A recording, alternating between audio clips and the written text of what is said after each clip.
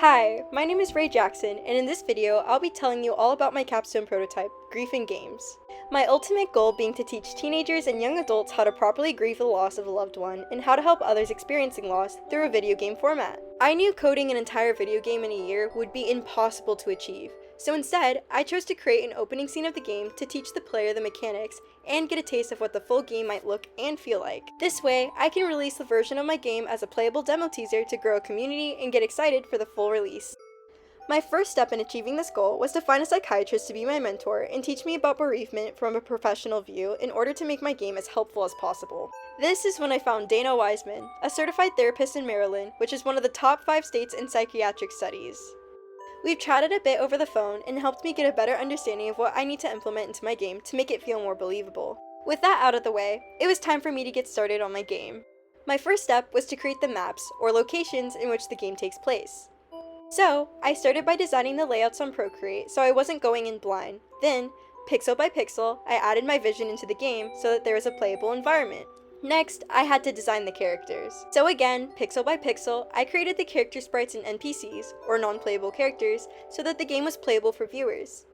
With these designs in mind, it was important for a game about grief to be able to show the emotions the characters feel. Thus, these text icons were created. These images are shown next to text when a character is speaking so that the viewer can better understand the character's tone. And of course, my favorite part of this whole process was the music. All of the songs in my game are custom made. In fact, the music you're listening to right now is part of my soundtrack. I learned that music is extremely important when it comes to expressing emotion and helping people feel what the music is intended for. For example, in this scene, which song do you think is more appropriate?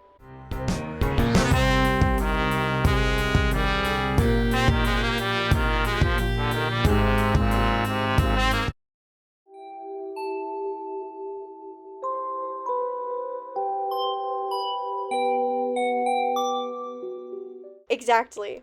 I chose the second one as well. And of course, the final and most tedious part of this whole process was to piece it all together through code so that the game could actually function.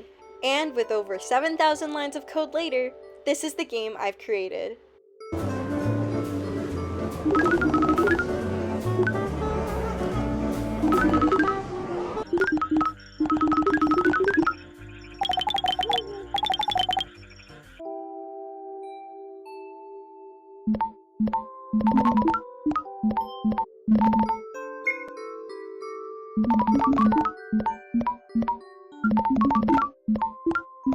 However, I'm still nowhere near where I'd like to be for this project. Even though I've implemented character and object interactions, interactive puzzles, and cutscenes, I still have a lot I need to do, such as a metaphorical battle sequence and potential animated cutscenes. And of course, I plan to send my first draft of the game to beta testers to get their feedback and revise the game as needed, before releasing the final version to the public. However, I'm definitely more at ease than where I began, as throughout this process, I've learned so much about game design and communication, and even found ways to improve my work ethic and be faster. I'll still be continuing to work with my mentor Dana Wiseman, but I'm going to need more help.